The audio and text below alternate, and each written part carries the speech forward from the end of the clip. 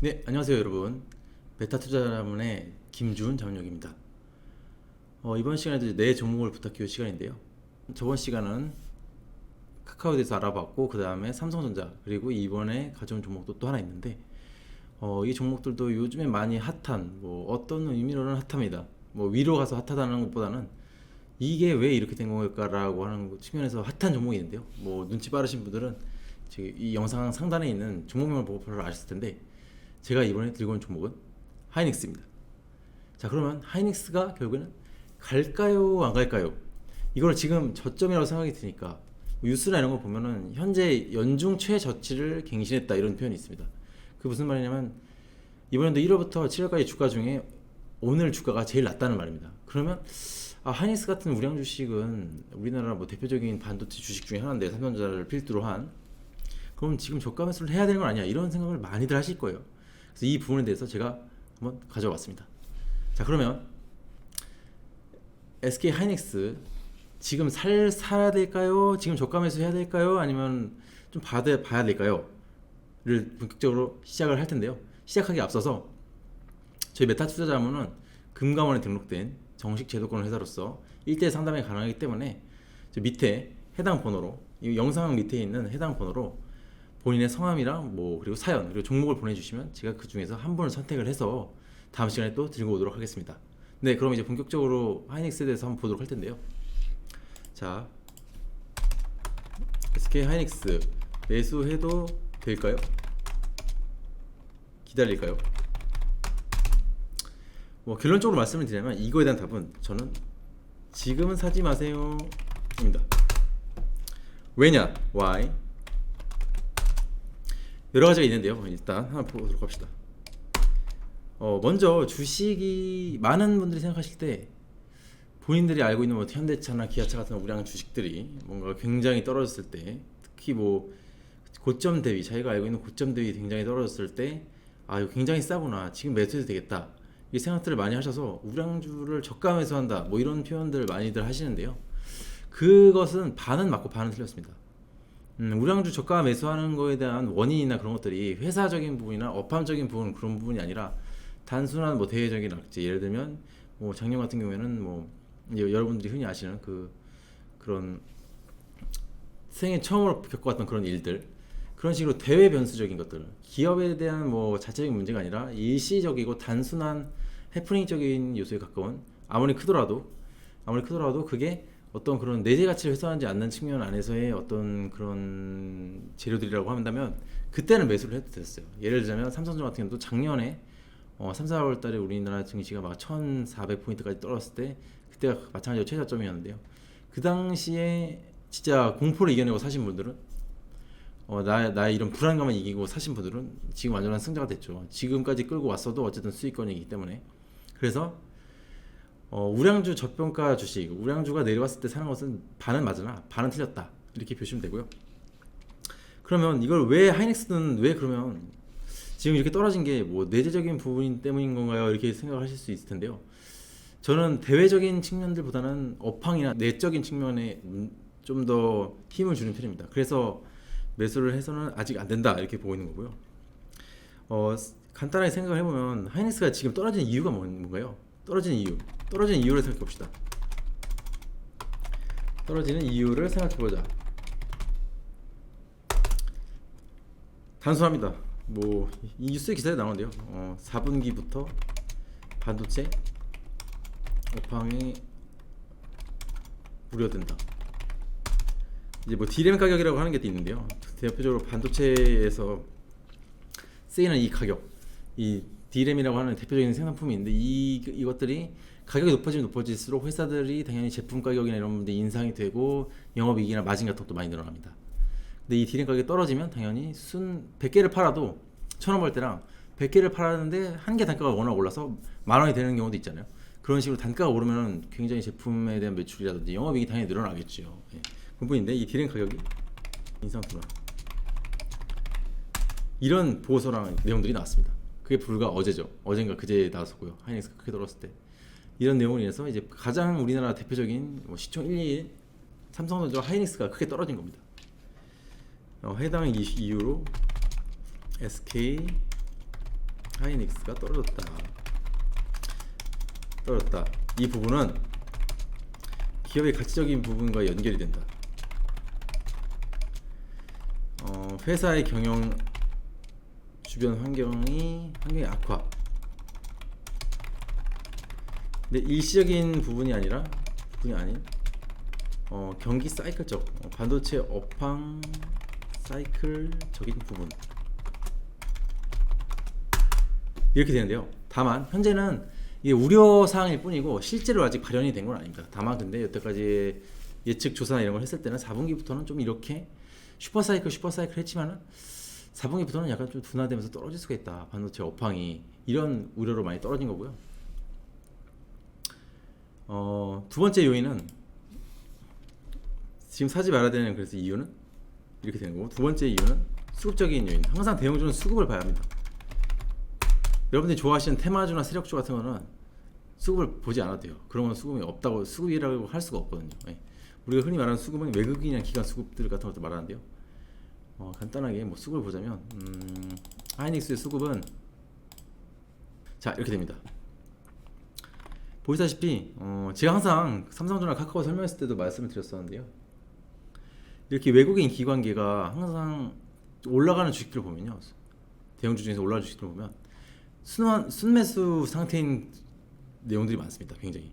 결국 수급주, 이렇게 무거운 시총 2위 주식이잖아요. SK 하이닉스가 우리나라에서 시총 2위 주식은 엄청 무겁기 때문에 개인이 아무리 이렇게 많이 순매수를 해도 올라가질 않아요. 오히려 떨어지면 떨어지지. 외인이랑 기관이 자금을 집중해서 예를 들면 전쟁으로 따지면 집중적으로 이제 폭탄 투하를 하는 것처럼 외국인이랑 기관이 대량의 매수를 계속 해줘야 합니다. 그래서 뭐 2일날 3일날 같은 날 보면은 이런 날에는 이틀 들어와서 강하게 상승을 하게 했는데 결국에는 이거 들어온 수량보다도 만큼 더 매도를 해버리니까 결국 주가가 빠지는 거거든요. 반대로 우리가 알았던 주가가 상승했던 시점들을 보면은, 자 1월달에 보면 이렇게 1월달부터 보면은 외국인이 팔고 기관도 팔고 어느 나라 사고 하지만 결국에 보면 이런 날들은 아마 누적이 되었을 가능성이 높습니다. 0120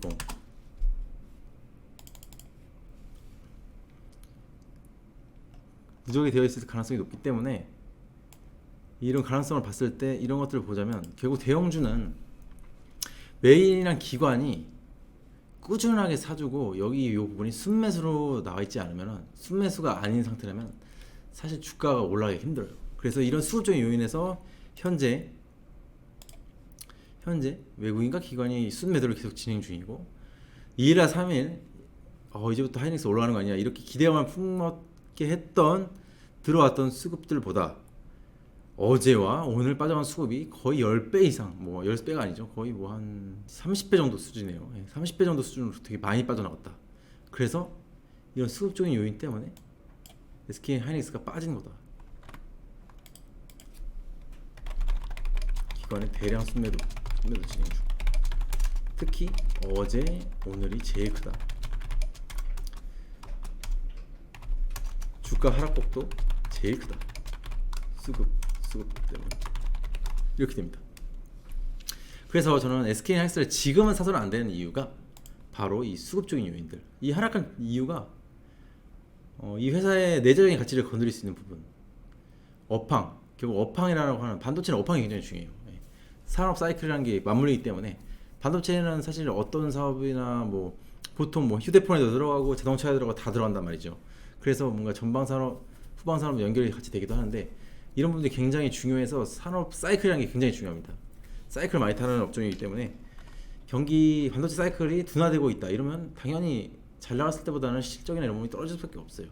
그래서 이 업황적인 부분, 내적인 가치를 건드리는 부분이 있고 그것 때문에 떨어졌었고, 그리고 수급적인 요인, 그 내재적인 거에 대한 불만 같은 것들을 외국인과 기관이 수급적인 요인으로 다 뱉어냈기 때문에 주가가 실제로 하락했던 거라서 지금은 사면 안 된다.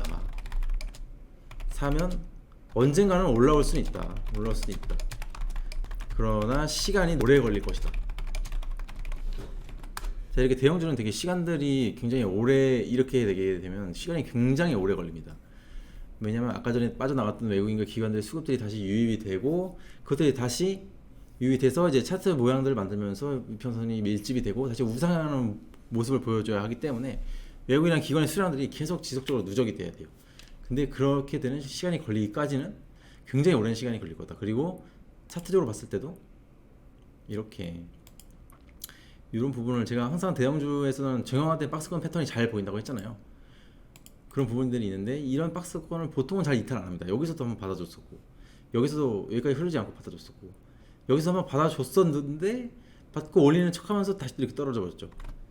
그래서 이렇게 박스권 이탈, 세 번째 요인은 박스권 이탈, 세 번이나 박스권 하단 지지를 해주었는데 이번에는 이탈했다. 강하게.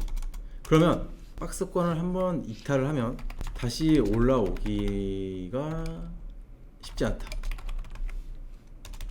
강력한 저항도 되지만 박스권은 다시 올라오기도 쉽지 않은 부분이 있습니다. 그래서 이런 부분들 때문에 하이닉스를 현재 매수하셔서는 안 된다.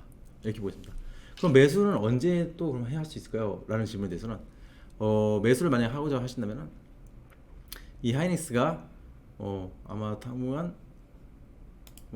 이런 식으로 아마 놀 거예요. 네. 어디까지 하락할지 모르겠지만 이런 식으로 놀다가 다시 여기 구간을 이제 터치도 하고 다시 내려오면서 이렇게 몇 번 정도 터치를 해주고 이렇게 다시 위로 올라와 준 날이 있을 겁니다.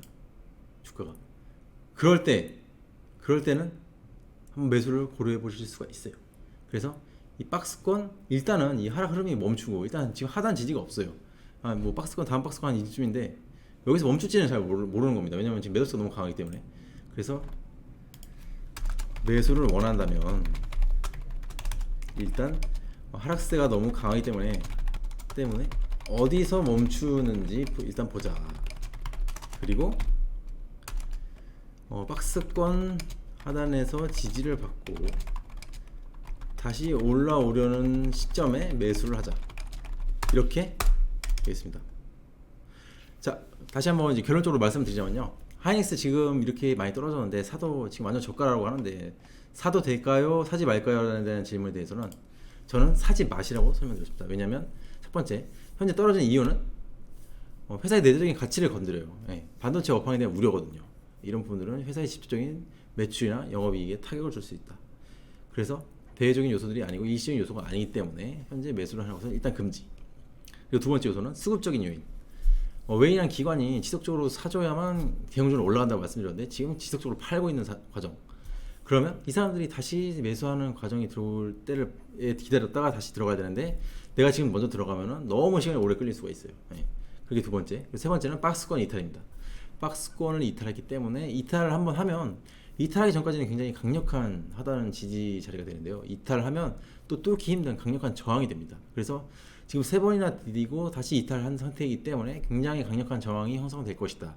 그래서 이 부분을 주가가 현재 떨어지고 있지만 하이닉스가 안정된 흐름을 보이고 그리고 뭐 반도체 관련된 좋은 내용들이 막 나오고 그리고 제가 말씀드렸던 여기 박스권 이 부분을 돌파할 때의 그런 시점들에는 매수를 해볼 수 있겠다.